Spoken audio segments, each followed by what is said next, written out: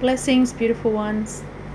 Welcome to Shelter in the Storm with Lesson 14, A Course in Miracles. Okay, we're going to keep going with Chapter 1, Part 6, which is called The Illusion of Needs. You who want peace can find it only by complete forgiveness. No learning is acquired by anyone unless he wants to learn it and believes in some way that he needs it. While lack does not exist in the creation of God, it is very apparent in what you have made. It is, in fact, the essential difference between them. Lack implies that you would be better off in a state somehow different from the one you are in. Until the separation, which is the meaning of the fall, nothing was lacking. There were no needs at all. Needs arise only when you deprive yourself. You act according to the particular order of needs you establish. This, in turn, depends on your perception of what you are. A sense of separation from God is the only lack you really need to correct. This sense of separation would never have arisen if you had not distorted your perception of truth and had thus perceived yourself as lacking. The idea of order of needs arose because, having made this fundamental error, you had already fragmented yourself into levels with different needs. As you integrate, you become one, and your needs become one accordingly. Unified needs lead to unified action, because this produces a lack of conflict. The idea of orders of need, which follows from the original error that one can be separated from God, requires a correction at its own level before the error of perceiving levels at all can be corrected. You cannot behave effectively while you function on different levels. However, while you do, correction must be introduced vertically from the bottom up. This is because you think you live in space, where concepts such as up and down are meaningful. Ultimately, space is as meaningless as time. Both are merely beliefs. The real purpose of this world is to use it to correct your unbelief.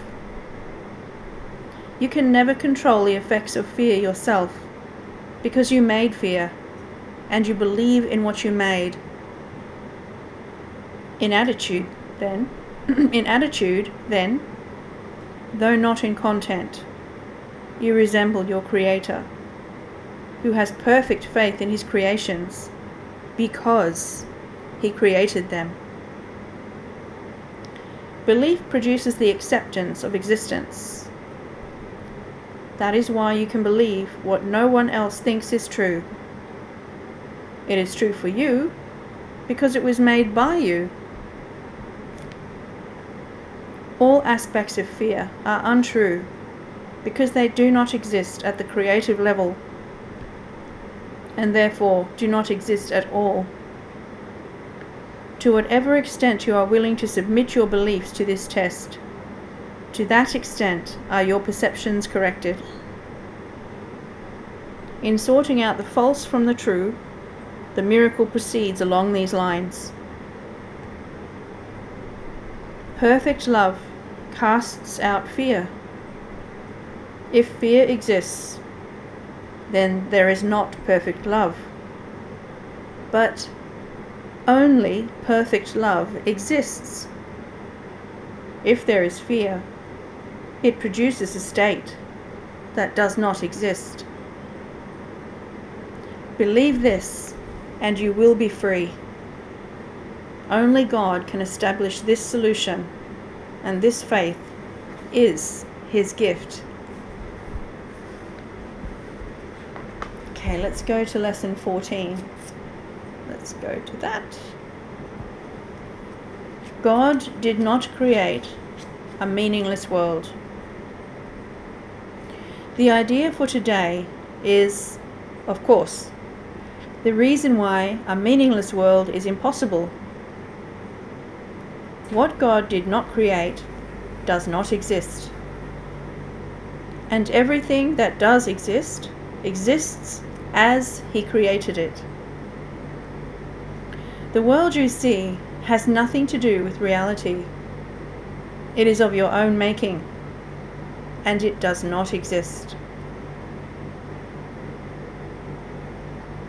The exercises for today are to be practiced with eyes closed throughout. The mind-searching period should be short, a minute at most. Do not have more than 3 practice periods with today's idea, unless you find them comfortable. If you do, it will be because you really understand what they are for. The idea for today is another step in learning to let go the thoughts that you have written on the world and see the Word of God in their place. The early steps in this exchange, which can truly be called salvation, can be quite difficult and even quite painful. Some of them will lead you directly into fear. You will not be left there. You will go far beyond it. Our direction is toward perfect safety and perfect peace. With eyes closed, think of all the horrors in the world that cross your mind. Name each one as it occurs to you, and then deny its reality. God did not create it, and so it is not real.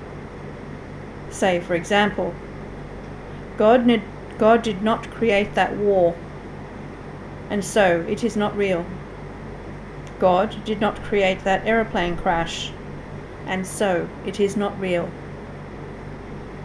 God did not create that disaster, avalanche, flood, and so it is not real. Suitable subjects for the application of today's idea also include anything you are afraid might happen to you or to anyone about whom you are concerned. In each case, name the disaster quite specifically. Do not use general terms. For example, do not say, God did not create illness, but God did not create cancer, or heart attacks, or whatever may arouse fear in you.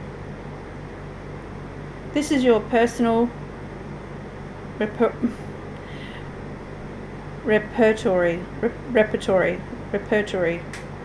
That's it. This is your personal repertory of horrors at which you are looking. These things are part of the world you see. Some of them are shared illusions, and others are part of your personal hell. It does not matter. What God did not create can only be in your own mind apart from His. Therefore, it has no meaning. In recognition of this fact, conclude the practice periods by repeating today's idea. God did not create a meaningless world. The idea for today can, of course, be applied to anything that disturbs you during the day, aside from the practice periods. Be very specific in applying it. Say, God did not create a meaningless world. He did not create. Specify the situation which is disturbing you, and so it is not real.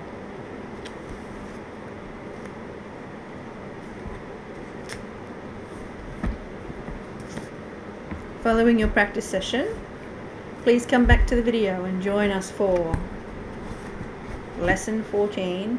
God did not create a meaningless world.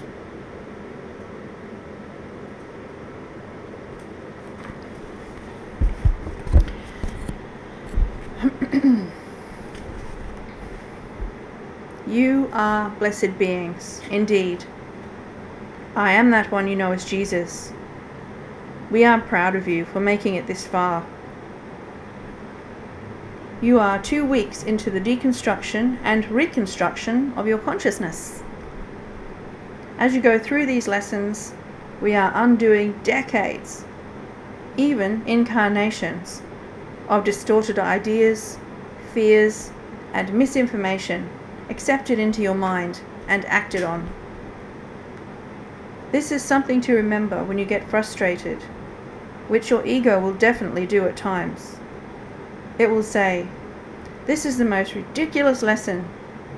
These things are too slow. Let's do an intensive weekend workshop to deconstruct this ego in a weekend." Those are the kinds of things your ego will suggest to you. It will do this because of your deep challenge to its control over your choices, value system, and what you believe to be reality. We want to warn you about this world called reality. In this teaching, what you see as your physical world, with you inhabiting a body, is not referred to as reality. Reality is your oneness with all that is, your true nature. Reality is the you without all of the fears, distortions, and beliefs that keep you from your true nature, which is reality. Remain aware of that as you go through these lessons. You might become confused and say, "Well, if this isn't reality, what is?" We will lead you to reality by directing you toward your loving self and a higher frequency, where you have access to different experiences. You'll begin to see the reality you believe you live in today is very different from the reality you will experience in the future. You will change to such a degree in a few years that you will look back on today and say, I thought I knew what reality was, but I am completely changed now." Be conscientious, but be patient. Infinite patience brings the desired results.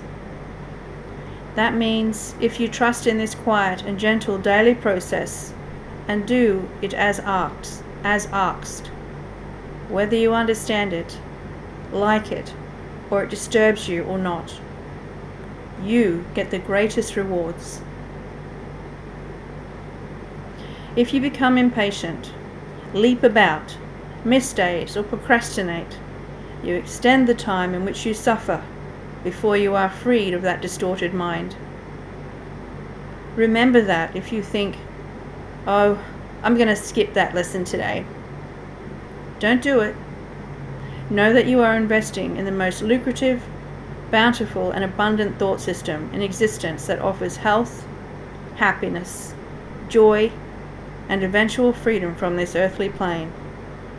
I am that one you know as Jesus, and we will see you again tomorrow. Namaste, blessed ones.